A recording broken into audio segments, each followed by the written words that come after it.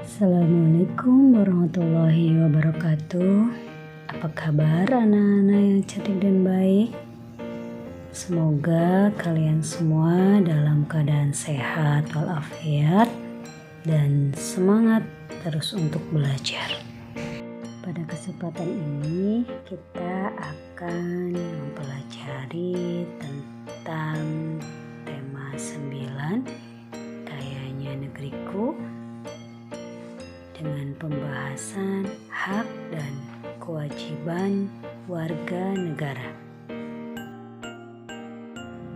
Sebelum kita membahas mengenai apa saja hak dan kewajiban kita sebagai warga negara, mari kita pahami terlebih dahulu apa itu hak dan apa itu kewajiban. Hak adalah sesuatu yang didapatkan atau diterima seseorang. Seperti contoh, hak anak-anak kepada orang tua yaitu mendapatkan kasih sayang, mendapatkan tempat yang layak, mendapatkan pendidikan. Sedangkan kewajiban adalah sesuatu yang harus dilakukan seseorang. Contohnya, kewajiban anak-anak ketika di rumah adalah patuh kepada orang tua, mentaati peraturan yang ada di rumah, menjaga kebersihan rumah, saling menyayangi, saling menghormati, saling menghargai sesama anggota keluarga. Selanjutnya, mari kita bahas mengenai kewajiban warga negara. Kewajiban warga negara yang pertama yaitu menjunjung hukum. Hukum bertujuan agar keadilan dan ketertiban dapat tercapai. Untuk itu, sebagai warga negara yang baik, kita harus senantiasa menjunjung hukum dengan cara mentaati peraturan yang telah dibuat oleh pemerintah.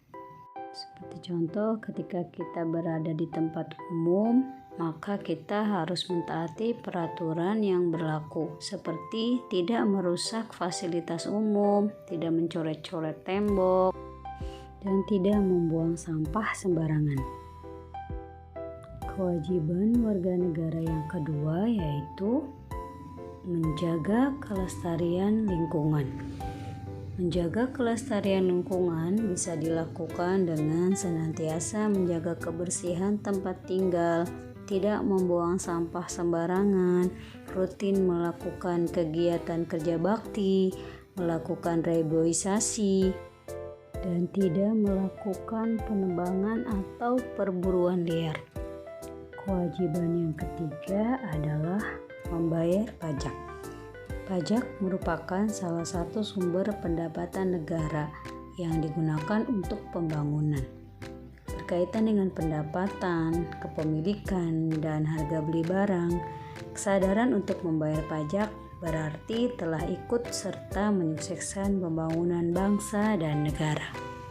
Kewajiban selanjutnya yaitu mengikuti pendidikan dasar. Pemerintah telah menetapkan pendidikan dasar 12 tahun. Setiap warga negara Indonesia wajib mengikuti pendidikan dasar dan pemerintah wajib membiayainya. Tujuan pendidikan adalah agar dapat meningkatkan keimanan dan ketakwaan serta akhlak mulia dalam rangka mencerdaskan kehidupan bangsa. Oleh karena itu, jika kalian mengikuti pendidikan dasar, berarti kalian telah ikut mewujudkan tujuan nasional. Pembahasan selanjutnya adalah hak warga negara. Hak warga negara yang pertama yaitu menikmati persamaan kedudukan dan kepastian di muka hukum juga pemerintahan. Hukum dibuat agar masyarakat dapat hidup nyaman, aman, dan tertib. Jika tidak ada hukum, pasti semua orang hidup semaunya sendiri. Selain itu, kehidupan bermasyarakat, berbangsa, dan bernegara pun tidak akan nyaman. Setiap orang harus mematuhi dan menghormati hukum. Setiap pelanggar harus dibenai sanksi. Hak yang kedua yaitu menikmati hidup layak. Setiap orang berkeinginan untuk hidup layak dengan terpenuhinya semua kebutuhannya. Cara memenuhi kebutuhan hidup adalah dengan bekerja. Setiap warga negara memiliki kesempatan yang sama untuk bekerja sesuai dengan keahlian dan kemampuannya masing-masing. Kehidupan yang layak adalah terpenuhinya kebutuhan hidup dengan baik. Kebutuhan hidup tersebut antara lain kebutuhan pakaian, makanan, rumah, kesehatan, dan pendidikan yang baik. Hak yang ketiga yaitu mengeluarkan pendapat. Mengeluarkan pendapat merupakan hak setiap warga negara. Pendapat yang disampaikan haruslah dapat dipertanggungjawabkan dan tidak bersifat menghasut.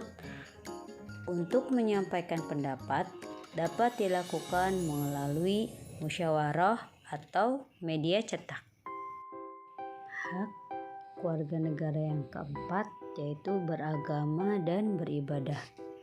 Negara Indonesia mengakui secara resmi 6 agama yakni Islam, Hindu, Buddha, Kristen, Katolik, dan Konghucu. Selain itu, berkembang juga beberapa aliran kepercayaan. Kita dapat memeluk agama dan beribadah sesuai agama kita masing-masing karena negara menjaminnya melalui Undang-Undang Dasar 1945. Selain itu, kita harus saling menghormati dan menghargai antar pemeluk agama yang berbeda. Hak yang kelima yaitu membela negara. Membela negara dapat dilakukan dengan berbagai cara. Misalnya melalui bidang olahraga, menjadi duta kesenian, atau mengikuti lomba iptek internasional. Hak yang keenam yaitu mendapat pendidikan yang layak. Sekolah merupakan salah satu media pendidikan bagi setiap warga negara. Dengan bersekolah, setiap warga negara memperoleh kesempatan yang sama untuk mengenyam pendidikan.